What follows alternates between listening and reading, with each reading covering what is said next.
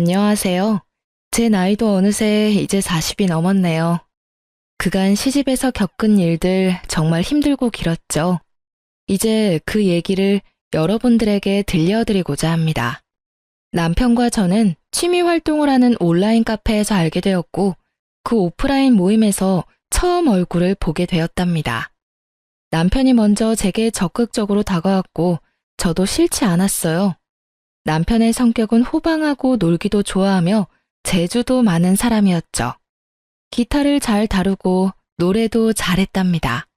음악을 좋아하는 저는 남편의 그런 점이 참 마음에 들었어요. 그런데 아무리 좋아도 싫은 조건이 있더군요. 남편은 세상 여자들이 모두 기피한다는 홀어머니의 외아들이었어요. 그것도 위로 누나가 셋이나 있는 사람이었죠. 누나들이 모두 잘 나가는 커리어 우먼들이라지요. 시아버지는 남편이 중학교 때 돌아가셨다고 들었어요. 가정에 그다지 관심이 없는 분이었고 술과 담배 그리고 여흥을 좋아하셨던 분이라고 하더군요. 재계에서 알아주는 사람이었지만 막판에는 결국 파산을 하셨다고 했어요. 그래서 시어머니가 이를 악물고 돈을 벌었다고 하더군요. 근데 얼마나 악바리로 모으셨는지 남편이 30살쯤 되던 해에는 서울 신촌에 5층짜리 건물을 짓게 되었을 정도로 재산을 모았다는 것이었어요. 시어머니는 게다가 오로지 아들밖에 모르는 사람이라죠. 시어머니가 38세에 낳은 아들이라 얼마나 귀엽게만 키웠을지 짐작이 가더군요. 연애한 지 1년 만에 결혼 이야기가 나왔지만 선뜻 결정이 안 섰어요. 우리가 결혼할 때쯤 시어머니의 나이는 이미 70이 가까웠죠. 비교적 늦게 며느리를 맡게 된 시집에서는 며느리가 어머니를 모시며 같이 살 것을 기정사실화하고 있더라고요. 남편도 그랬고요. 정말 발이 안 떨어지더군요. 제일 걱정거리는 아버지가 일찍 돌아가셨기에 남자가 가정에서 해야 하는 역할에 대한 롤모델이 없다는 것이었어요. 저희 친정은 부유하지는 않지만 단란한 집안이었어요. 아버지가 반듯하시고 엄마도 자애로우셨죠. 그러니까 각자가 가정에서 맡아야 할 역할을 모두 잘하는 그런 집안이었어요. 이런 친정에서 살다가 남편의 적극적인 구애로 영 다른 환경으로 시집을 가게 된 저. 이제 저의 그 험난한 시집살이를 여러분께 낱낱이 들려드릴게요. 시어머니 소유 5층 건물에는 다양한 상가가 입주해 있었는데 그 중에 1층에서 시어머니가 식당을 크게 하고 있었어요. 건물 5층에는 살림집과 사무실이 함께 있었는데 남편이 그 사무실을 차지하고 사업을 하고 있었고요. 시집살이 며칠 만에 벌써 제 심기가 불편한 일이 벌어졌죠. 너는 참 살림을 잘하는구나. 우리 딸들은 영 살림하고는 거리가 멀어. 하긴 걔들이야 공부만 했으니까. 나도 일하면서도 딸들 일 안 시켰어. 참 묘한 뉘앙스가 풍기는 시어머니의 말이었어요. 그러니까 우리 엄마는 저를 살림에 부려먹었다는 건가요? 그리고 시누이들은 공부만 했고 저는 일만 했다는 말로도 들리더라고요. 저도 대학을 나온 사람이었어요. 그냥 살림 참 잘하는구나 까지만 했으면 얼마나 좋았겠어요. 이 말은 저에 대한 말일 뿐만 아니라 우리 부모님에 대한 말이기도 했죠. 기분이 참 나빴답니다. 한마디 할 수밖에 없었죠. 어머니, 저도 친정에서는 손에 물 안 묻히고 공부만 하던 사람이에요. 저희 어머니도 일을 하셨지만 저희들 일 안 시키셨고요. 그렇지만 저희 집에서는 아버지도 가끔 우리 남매가 좋아하는 별식을 만들어 주시기도 하세요. 다들 기초적인 집안일 정도는 엄마가 아니더라도 할 수 있게끔 키워주셨어요. 제 말대꾸가 불만인지 시어머니가 꿍얼꿍얼 거리더군요. 시집 온 지 며칠 만에 기분이 제대로 상한 저는 퇴근한 남편을 붙잡고 어머니가 이러저러한 말씀을 하시더라 기분이 좋지 않았다 라고 말을 했죠. 하지만 남편은 그게 무슨 문제인지 모르겠다는 듯 어리둥절하다가 그저 웃고 말더라고요.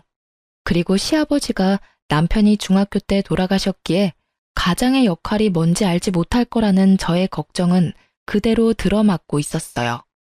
남편은 가정이 어떻게 돌아가고 있는지 관심이 1도 없더라고요. 철저히 공과 사를 구별하는 사람이었고 절대적으로 공을 앞세우는 사람이었죠.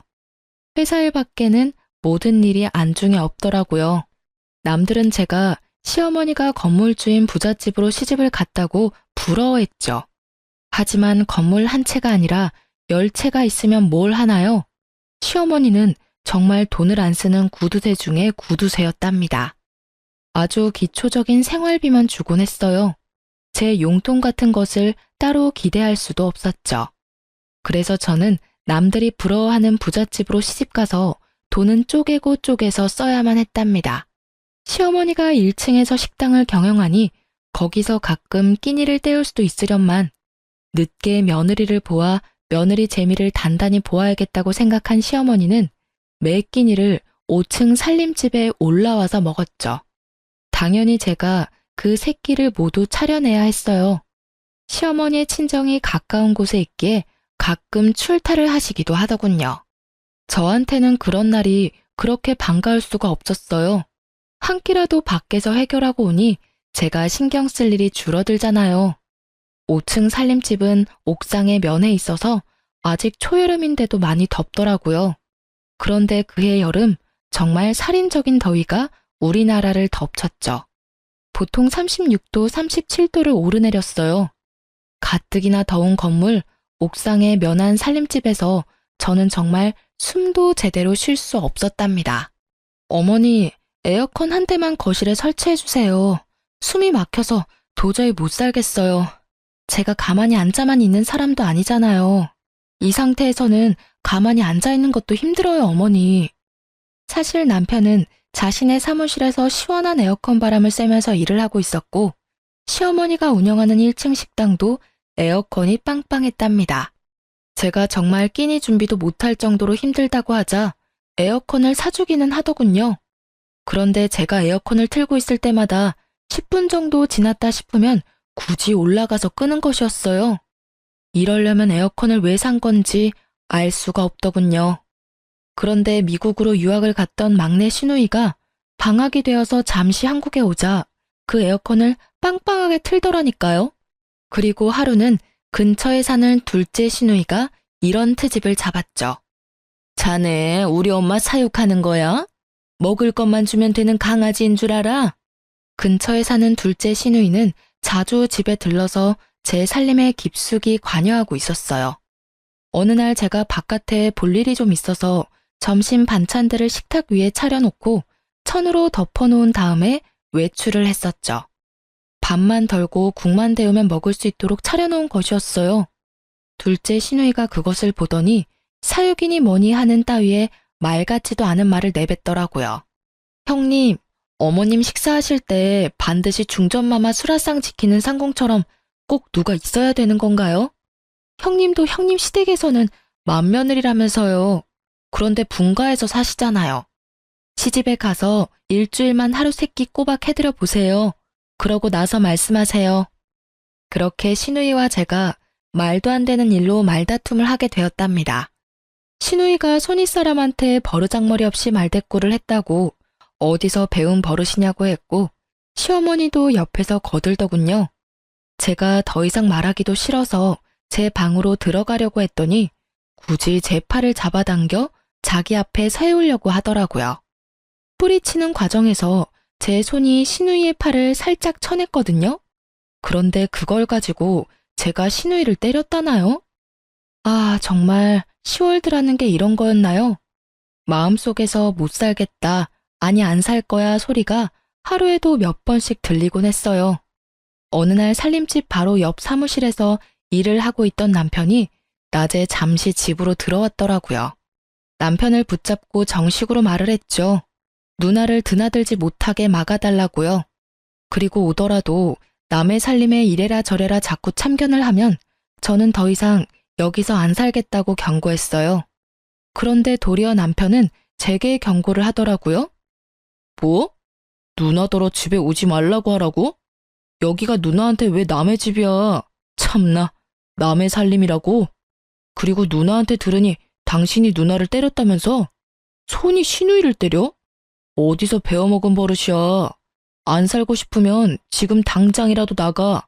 살지 말라고. 그 순간 쨍그랑 소리가 들렸답니다. 유리가 바스라지는 소리였죠. 벽에 걸려있는 액자를 남편이 주먹으로 쳐서 깨트린 것이었어요. 집안에 관심이 요만큼도 없는 남편이었지만 자기 식구 욕하는 것은 참을 수가 없었던 모양이더군요. 그렇게 저와 남편 그리고 시누이 사이는 결코 가까워질 수 없는 사이가 되었죠. 거기다가 시어머니는 가까운 시장을 가든 먼 지방을 가든 저를 꼭 수행 비서처럼 데리고 다니길 좋아했어요.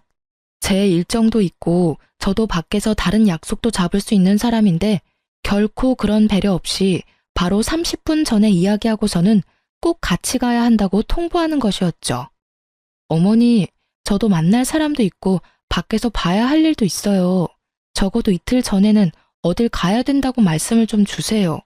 그래야 저도 일정 조절을 하죠. 뭘 안다고 약속을 만들고 다니니? 우리 딸들이야 밖에서 일을 하고 있으니 그렇다 치자. 너는 집에만 들어앉아 있으면서 밖에서 할 일이 뭐가 있어? 뿐만 아니라 시어머니는 이미 결혼을 한 아들의 속옷까지 여전히 직접 챙기더군요. 아침에 출근을 할 때는 이거 입혀라 저거 입혀라 하면서 남편의 옷을 골라주는 일에까지 여전히 손을 떼지 않고 있었어요. 도무지 경우라는 것이 통하지 않는 곳이 제가 속한 시월드였죠. 도대체 세상에 하나밖에 없는 외며느리한테 이렇게 해서 나중에 무슨 대접을 받으려고 그러나 싶은 생각이 들었어요. 그리고 우리 친정에 대해서는 무시하는 태도로 일관하더군요. 시집간 첫 해, 첫 명절날 친정에 가져다 주라고 선물을 내미는데 남의 명함이 떡하니 붙어있는 보기에도 초라한 싸구려 인삼 상자였어요. 그러니까 남한테 받은 선물을 명함도 안 떼고 있다가 그걸 우리 친정집에 갖다 주라는 것이었죠. 그거 가지고 당신도 나가. 보기 싫으니까 가지고 꺼지라고. 남편에게 그 선물을 집어 던지면서 화풀이를 했어요. 한바탕 싸움이 됐죠. 남편은 도대체 그게 무슨 문제냐며 제게 따지더라고요. 더 이상 남편에게 말을 해봤자 제 입만 아플 것 같아서 그만두고 그 선물을 쓰레기통에 던져버렸죠. 친정에서는 여동생에게 과일 상자를 직접 들려서 보내셨더라고요. 여동생이 저와 한 해 차이로 결혼을 했는데 바로 아이가 들어서서 배가 많이 부른 상태였어요. 하지만 앉으라는 말 한마디, 차 한 잔 대접이 없더군요. 제가 알아서 한 상 거하게 차려 여동생을 대접해 보냈죠. 그리고 다음번 시누이가 왔을 때 차 한 잔도 과일 한 쪽도 내놓지 않았답니다. 알아서 찾아 끓여 먹던 깎아 먹던 신경 쓰지 않았죠. 그리고 시모와 시누는 정말 제가 싫어하는 얌체짓도 했죠. 친정엄마가 저 힘들다고 이것저것 해주신 밑반찬을 시모가 말도 없이 시누이한테 가져가라며 챙겨주더라고요. 정말 때려주고 싶도록 밉더군요. 엄마, 이제부터는 절대로 우리 집에 보낼 반찬 만들지 마. 시누이인지 뭔지가 다 가져다 먹는단 말이야. 엄마가 얼마나 없는 시간 내서 정성 들여 만든 건데 나 아깝고 분해 죽겠어. 친정엄마는 좀 더 많이 만들어 보내주시겠다고 했지만 제가 굳이 하지 말라고 했죠. 이혼이라는 단어가 머릿속에 왔다 갔다 하기 시작했어요. 물론 그렇게 된 데에는 남편의 태도도 한몫했답니다. 도대체 그 회사는 일은 안 하고 회식만 하는지 매일 회식을 핑계 삼아 술이 머리 꼭대기까지 차서 귀가하는 것이었어요. 귀가하는 시간도 밤 12시를 넘기는 것은 기본이고 심지어 술에 취해 건물 계단에서 자다가 관리인이 떠엎고 들어오는 일도 부지기수였답니다. 건물에 입주해 있는 상가 상인들이 남편에 대해서 알코올 중독자니 뭐니 하는 소리들을 입에 담고 있었죠. 그런데 남편에게는 그런 소리도 들리지 않는 것 같았죠. 정말 남보기에도 창피했어요. 그런 남편에게 정말 정식으로 제 입장을 이야기해야겠다고 생각하고 오늘은 제발 일찍 들어오라고 부탁했죠. 밤 10시에 귀가했더라고요. 이 시간이면 정말 남편으로서는 이른 귀가 시간이었답니다. 나 더 이상 못 살겠어.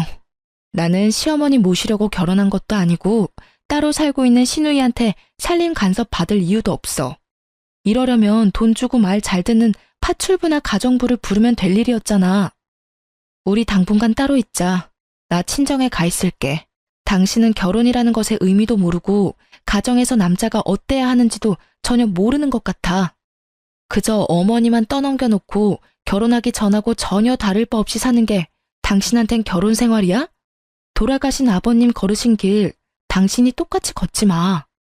그리고 저는 필요한 짐들을 챙겨서 친정으로 가버렸답니다. 친정으로 간 지 열흘이 됐는데도 새끼를 꼬박 부려먹던 시어머니가 굶어 돌아가셨다는 소식은 들리지 않더군요.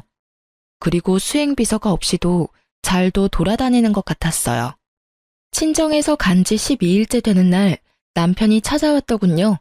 저는 제 입장을 조금 더 구체적으로 정리해서 말했죠. 분명히 말했지만 이대로는 안 살아. 이혼하든가 아니면 분가해. 둘 중에 하나 선택은 자기 자유야. 분가하면 당연히 집은 시집에서 해줘야 하는 거고 알아서 판단하고 연락 줘. 며칠 후에 남편이 다시 저를 찾아왔더군요. 거참 어쨌든 돈은 많은 집안인가 봐요. 지금 있는 건물에서 차로 약 1시간 정도 떨어진 곳에 시어머니가 사놓은 아파트 한 채가 있다는 것이었어요. 그 아파트를 전세를 주었는데 나갈 때가 되었으니 거기로 살림을 나자는 것이었죠. 웬일인가 싶더라고요. 어쨌든 이사를 했답니다. 저는 이제 간섭받지 않고 제 맘대로 집을 꾸밀 수도 있고 내가 먹고 싶고 남편에게 먹이고 싶은 것도 맘대로 먹일 수 있게 된 것이었어요. 정말이지 날아갈 것 같더군요. 친구들을 불러서 간소하게 집들이도 했죠. 그런데 정말 의외로 시누이가 이사 비용이라면서 봉투를 하나 내밀더군요. 그렇지만 열어보고 정말 화가 나지 않을 수 없었어요. 돈도 잘 번다는 사람이 준 봉투에 달랑 5만 원이 들어있었답니다. 누가 이사 비용 달라고 했나요? 차라리 주질 말던가요. 박박 찢어버리고 싶더라고요. 그리고 어느 날 정말 상식적으로 이해가 가지 않는 일이 또 생겼답니다. 시어머니의 새끼 밥을 다 해서 남편 출근길에 도시락으로 싸서 보내라는 것이었어요. 길을 막고 물어봐. 분가한 며느리가 시어머니 새끼 도시락을 싸서 보내는 게 경우에 맞는지 말이야. 그리고 어머니 연로하셨다곤 하지만 건강하게 일하고 계시잖아. 나 없을 때는 도대체 어떻게 먹고 살았어? 자기가 밥 해먹고 살았을 리도 없고 어머니가 식사 정도는 해결하셨을 거 아니야. 그리고 식당을 하시니 웬만한 건 거기서 해결하실 수도 있잖아. 나는 그렇게는 못하니까 가서 싫다고 전해드려. 시누이들한테 전화가 돌아가면서 오기 시작하더라고요. 도시락 싸서 보내라고요. 그렇게 어머니 끼니까지 걱정이 되면 형님들이 알아서 어머니 모시고 살라 했어요. 그리고 다음부터는 시누이들에게 전화가 오면 그냥 끊어버리고 말았죠. 그쯤에 저한테 이상한 증상이 나타나기 시작했어요. 시집까지 차로 딱 1시간 거리인데 갔다 오면 마치 부산 정도 거리에 갔다 온 것처럼 피곤하고 머리가 깨지는 것 같이 아팠답니다.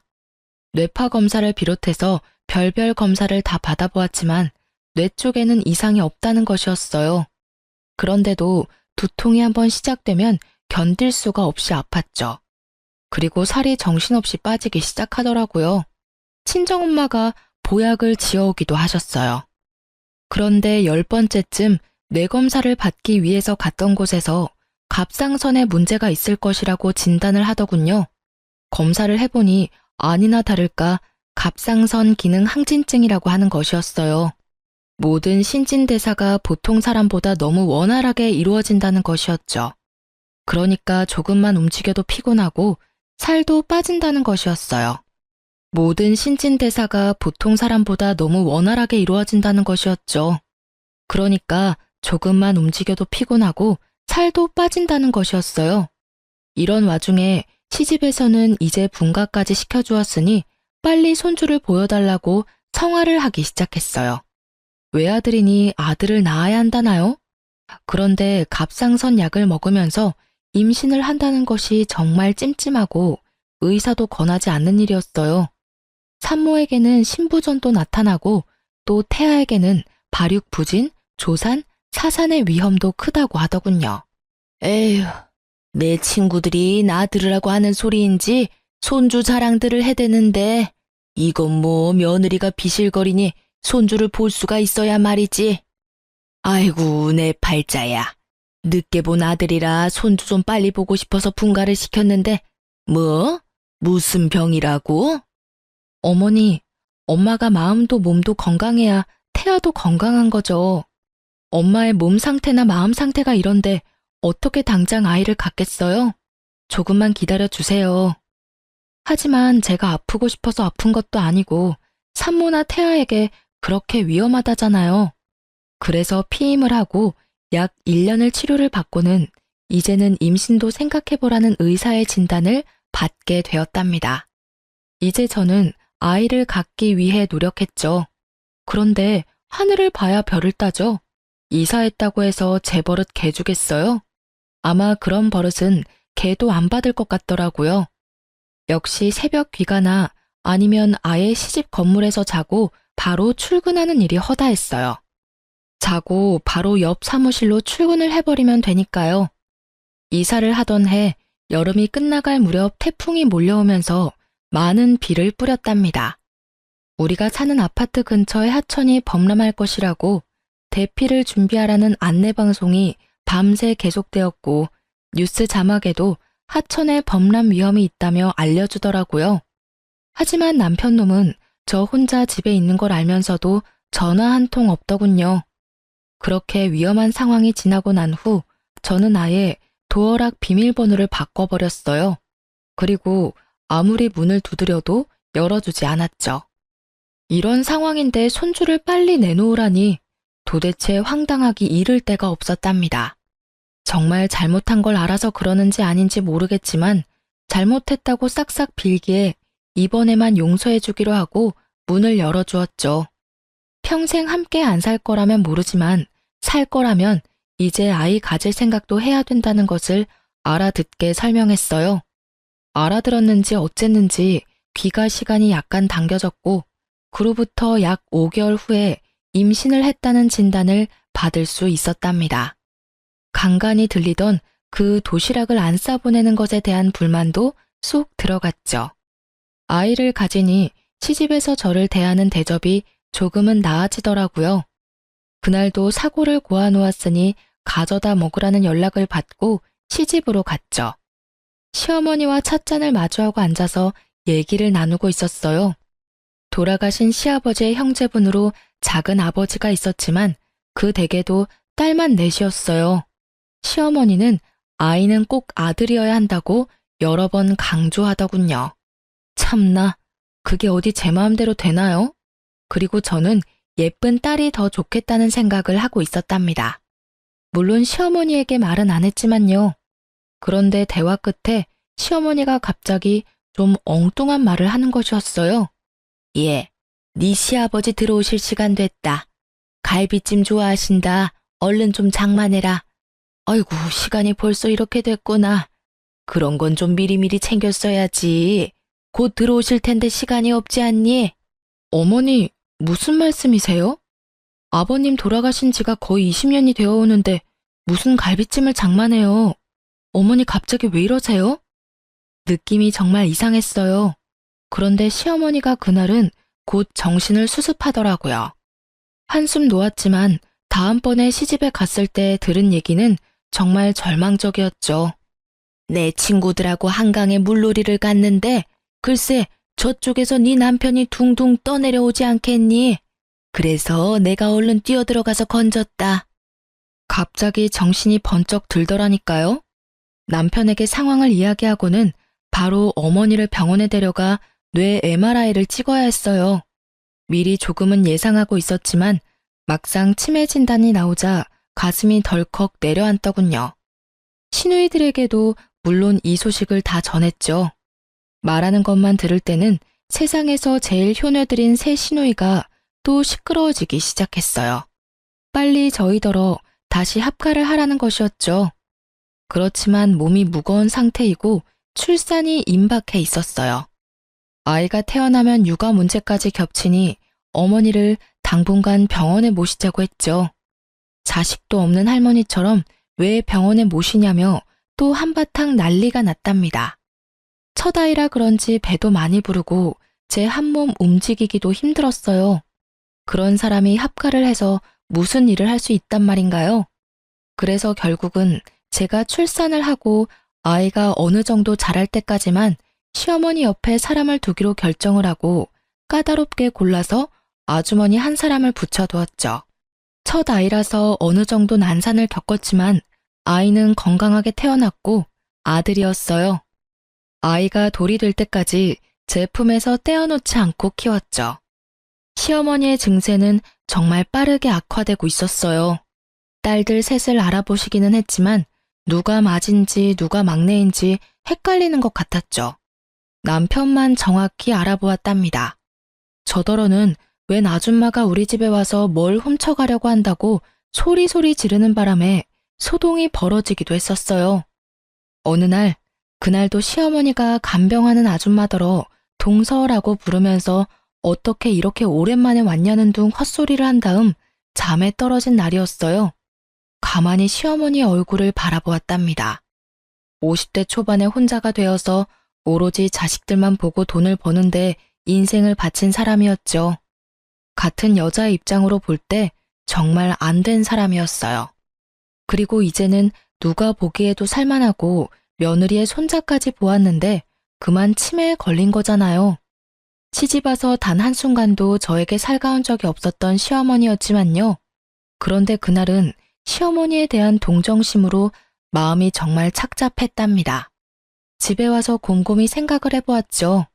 시누이들은 지금도 남편더러 빨리 합가해서 저에게 간병을 맞지 않는다고 궁시렁거리고 때로는 노골적으로 불만을 표하곤 했죠.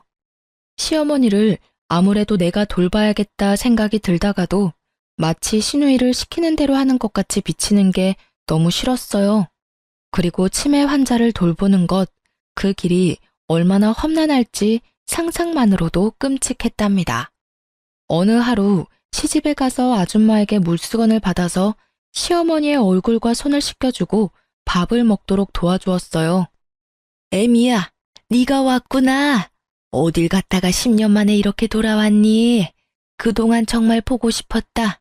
미국에 유학을 갔었다면서? 저와 막내딸에 대한 생각이 합쳐지거나 헷갈린 것 같더군요.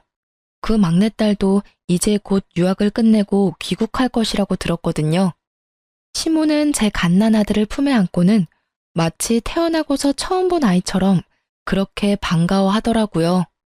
시어머니를 이리저리 바꿔 뉘어가면서 몸 상태를 살펴보았어요.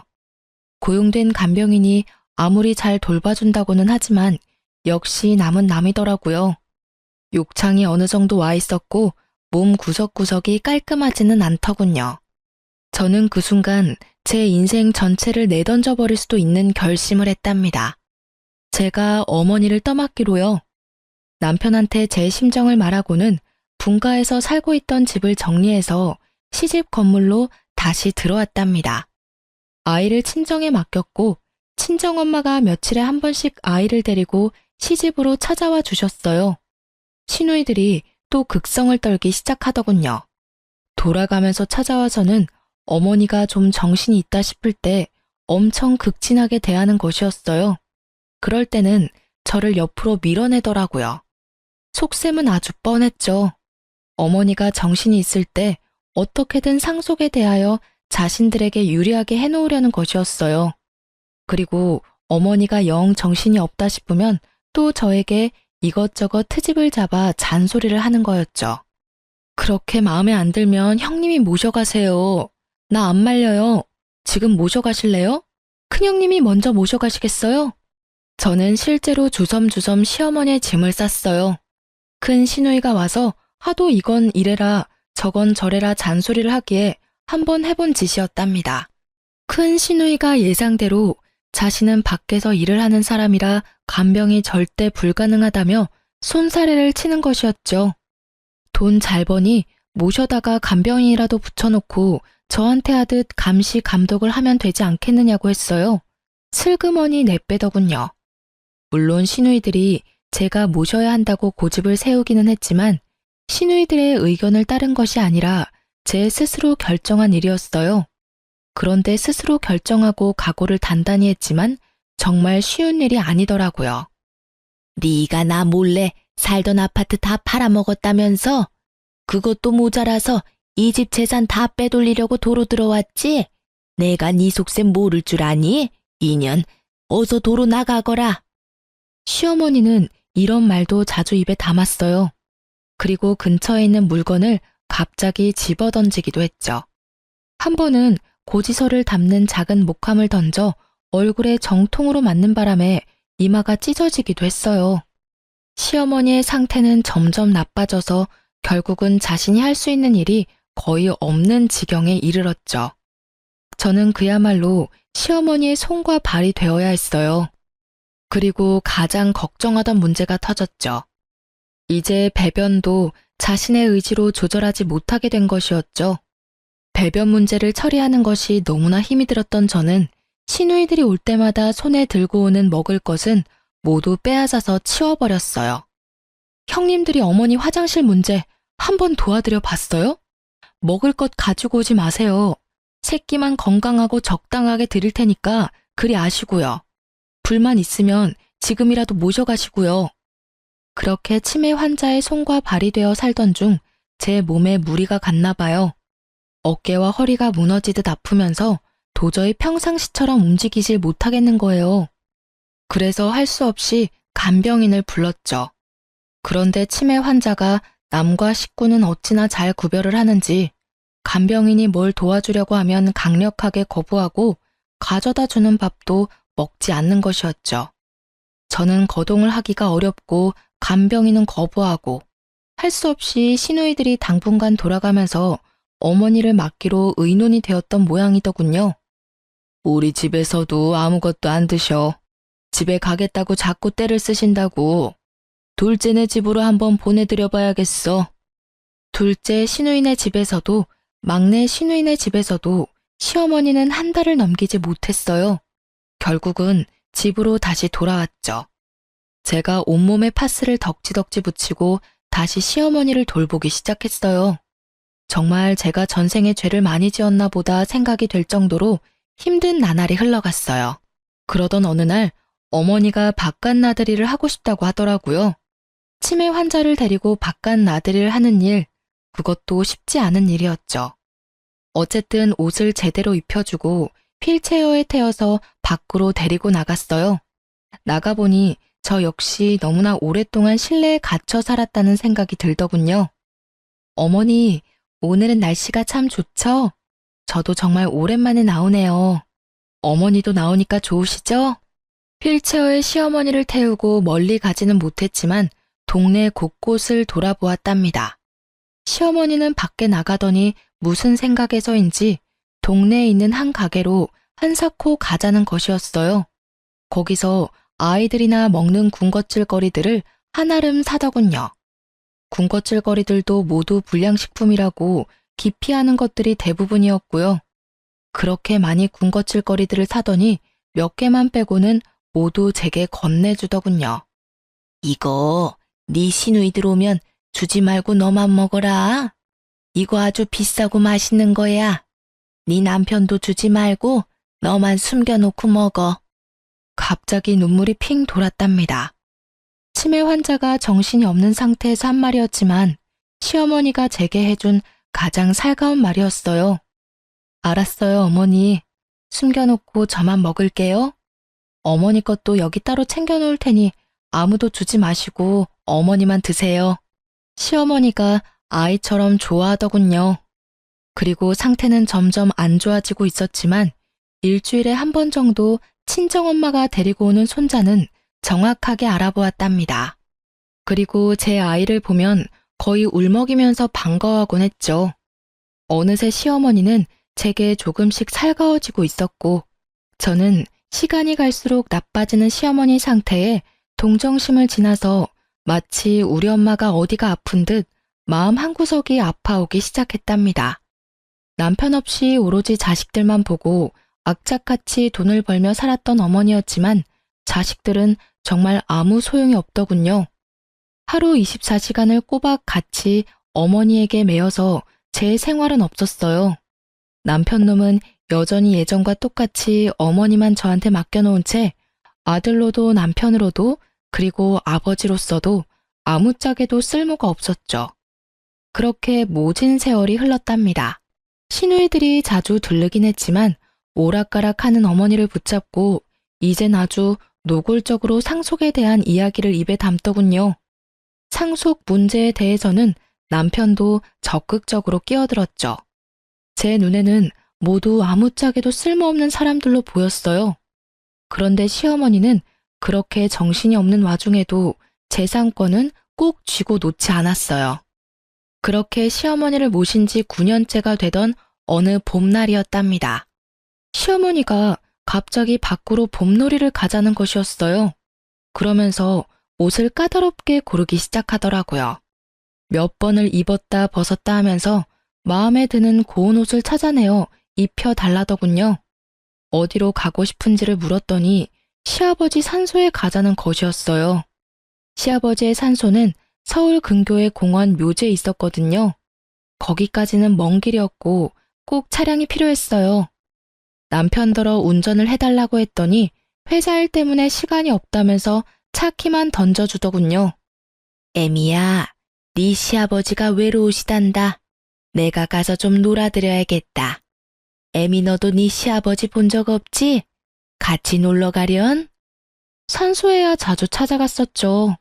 갑자기 아버님이 보고 싶으신 거예요? 아버님이 꿈에라도 보이시던가요? 한번 외출을 하려면 그 준비 과정부터 장난이 아니었지만 간신히 차에 태워 시아버지 산소로 데려갔죠. 시아버지 산소 앞에서 시어머니가 눈물을 보이더군요. 한동안 아무 말도 없이 눈물을 보이고 있던 시어머니가 말했어요. 애미야, 네 아버지가 너더러 고생 많이 했단다. 그래서 이젠 당신이 나를 돌봐주겠대. 그리고 나한테 잘못했다는 말도 하더라. 하긴 이 양반이 나한테 잘못한 것이 많기는 하지. 참 어머니도 돌아가신 양반이 무슨 말씀을 하실 수 있다고 어머니를 돌봐주신다고 하신대요. 거기다가 잘못했다는 말씀까지 하셨다고요? 어머니, 밖에 너무 오래 계셨어요. 아직은 쌀쌀해요. 오늘은 이만 집에 가시고 다음에 또 바깥 구경 시켜드릴게요. 그렇게 시아버지의 산소에 갔다가 집으로 돌아왔죠. 피곤했는지 시어머니가 오자마자 잠에 떨어지더군요. 늘 하던 대로 다음날 아침에 물수건을 먼저 준비해서 씻겨주려고 방으로 들어갔어요. 그런데 시어머니는 아직 자고 있는 것 같았어요. 치매 환자들이 모두 그러는지 어머니만 그러는지 알 수 없었지만 우리 시어머니 경우에는 새벽같이 일어나서 배고프니 밥 달라고 소리소리 지르면서 저를 부르는 경우가 많았답니다. 그런데 오늘은 그러지도 않고 그냥 잠만 자고 있었어요. 어제 많이 피곤했나 보다 생각하고 물수건으로 어머니의 손을 씻기려는 순간 직감적으로 일을 당했다는 것을 느낄 수 있었답니다. 그 전날도 술에 취해 늦게 들어왔던 남편이 아직 자고 있었기에 고래고래 소리를 질러서 남편을 불렀어요. 제 소리가 심상치 않았는지 남편이 얼른 달려오더군요. 곧 119 구급대가 출동했고 어머니가 병원으로 이송되었어요. 병원에서 어머니가 세상을 뜬 지 이미 서너 시간이 지났다는 것을 확인해 주더군요. 제 입에서 저도 모를 통곡 소리가 튀어나왔어요. 내가 어머니 모시기가 너무 힘들어서 빨리 돌아가시라고 마음속으로 빌기도 많이 빌었어요. 죄송해요, 정말. 제가 잘못했어요. 제가 잘못했다고요, 어머니. 시누이들도 곧 병원으로 몰려들었고 사흘간의 작별의식이 끝난 다음 시아버지 산소에 합장시켜 주었답니다. 그렇게 장장 9년에 걸친 치매 환자와의 투쟁이 끝났지만 마음은 허전하기 그지없더군요. 비록 정신이 있을 때나 없을 때나 저한테 모진 말을 퍼붓기도 한 미운 시어머니였지만 빈자리가 왜 이리 큰지요. 며칠을 그렇게 허망한 상태에서 지내던 어느 날 시댁 작은아버지가 웬 신사 하나와 같이 집에 들어서더군요. 애미야, 네 시어머니께서 살아생전에 나를 시켜 이 변호사분한테 재산에 관한 유언의 공증을 맡기셨다. 그걸 집행하러 온 거야. 그 변호사분이 공개하는 어머니의 유언은 정말 의외의 것이었어요. 건물과 우리가 살던 아파트, 그리고 서울에 있던 땅까지 모두 저에게 상속한다는 내용이었죠. 정말 놀랄 수밖에 없었습니다. 유언을 공개하는 자리에 같이 동석했던 시누이들과 남편의 입에서 비명 소리가 터져나오고 집안은 그야말로 세계 2차 대전쯤 되는 전쟁터가 되었죠. 저도 시누이들도 그리고 남편도 모두 놀라고 있었어요. 남편과 시누이들은 당연히 유류분을 걸고 넘어지면서 자신들이 챙길 것을 챙겼지만 그 많은 재산 가운데 절반은 결국 제 것이 되었습니다. 작은 아버님 말에 따르면 그래도 어머니가 정신이 있을 때 연락을 취해서 이렇게 조치해달라고 했고 작은 아버님은 부탁받은 그대로 행했다는 것이었죠. 친정엄마가 몇 년 전에 하신 말씀이 문득 기억나더군요. 그날도 어머니를 챙기는 것이 너무나 힘이 들어서 아이를 데리고 오신 친정엄마에게 하소연을 하면서 울던 중이었어요. 얘야, 선한 끝은 꼭 있는 법이다. 그리고 사람은 누구나 자신의 짐 하나씩은 꼭 짊어지고 가는 거야. 피하려고 하지 말아라. 그래야 선한 끝을 볼 수 있는 거야. 이 말씀이 갑자기 생각나더라고요.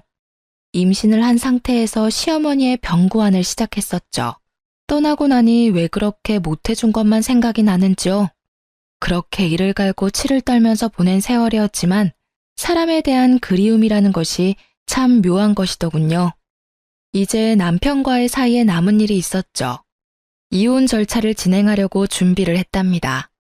남편 놈이 죽어도 이혼은 못하겠다고 버티더군요. 아마도 제게 돌아온 어머니의 재산 중 절반에 대해서 관심이 동했겠죠. 어머니 살아생전에 어머니에 대해서 정말 관심이나 있었어? 어머니에 대한 관심은 없고 오로지 재산에만 관심이 있었겠지. 그렇게 똑똑하다는 사람들이 어떻게 사람과 사람과의 관계가 그렇게 단순한 것이 아니라는 걸 몰라? 부모든 남이든 자기한테 유리한 것만 취하려는 것이 인간관계야? 당신하고 당신 누나들은 가족이라는 가까운 사람들 사이에서도 애정이라는 것이 무엇인지를 모르는 사람들이야. 나는 당신이 우리 아이에게조차도 진실한 애정을 가질 수 없는 사람이라고 생각해. 사람들이 쉽게 말하기를 아이를 봐서라도 이혼하지 말라고 하지. 그렇지만 나는 오히려 아이를 위해서 당신과 갈라서려는 거야. 사람에 대해서 진실한 애정을 가져보기를 바래. 결국은 남편이 동의하지 않아 이혼 문제는 소송으로 넘어갔죠. 저는 남편이 그간 어떻게 생활해 왔는지에 대해서 건물에 입주해 있는 상인들과 동네 주민들로부터 차근차근 증언을 모았답니다. 그리고 어머니가 치매에 걸려 9년을 누워있는 동안에도 그런 생활 습관을 버리지 못했다는 것을 자세히 설명했어요. 일말의 양심은 있는지 부인하지는 못하더군요. 결국 이혼 소송에서 제가 이겼고 이제야말로 제 인생이 처음 길을 잘못 들었던 그 지점으로 다시 돌아간 것 같았답니다. 이제 제게 남은 것은 아이를 잘 키우는 일이겠죠. 친정에서 키우려고 해요. 가정 안에서 각자 자신의 역할을 해내는 사람들의 진솔한 삶을 보여주고 싶기 때문이었죠. 아이는 지금까지는 잘 자라주고 있답니다. 제 삶의 이유이자 희망이 된 아이.